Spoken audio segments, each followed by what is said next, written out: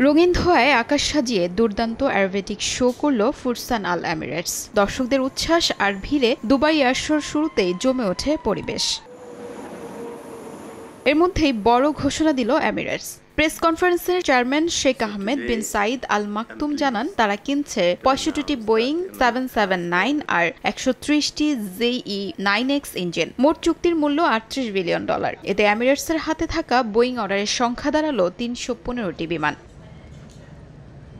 অন্যদিকে আলোচনা ছিল চীনের নতুন যাত্রী বিমান কমেক C919। এই প্রথম মধ্যপ্রাচ্যের কোনো প্রদর্শনীতে অংশ নেয় এটি। একই সঙ্গে C919 এশিয়ার বাইরে প্রথমবারের মতো শো এটি। এয়ারবাস ও বোয়িং এর দীর্ঘদিনের বাজারে চ্যালেঞ্জ ছুড়তে এগোচ্ছে চীনের কমেক বিমানটি। তবে পশ্চিমার নিয়ন্ত্রক সংস্থার গুরুত্বপূর্ণ সার্টিফিকেশন না থাকায় তাদের লক্ষ্য এখন বিকল্প বাজার বা আঞ্চলিক সমর্থন।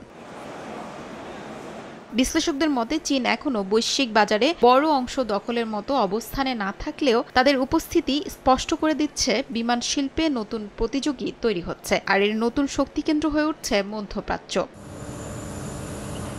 আকাশে আধিপত্যের লড়াই আরও তীব্র হচ্ছে। এয়ারবাস ও বোয়িং এর পাশাপাশি বড় মঞ্চে জায়গা করে নিচ্ছে চীনও।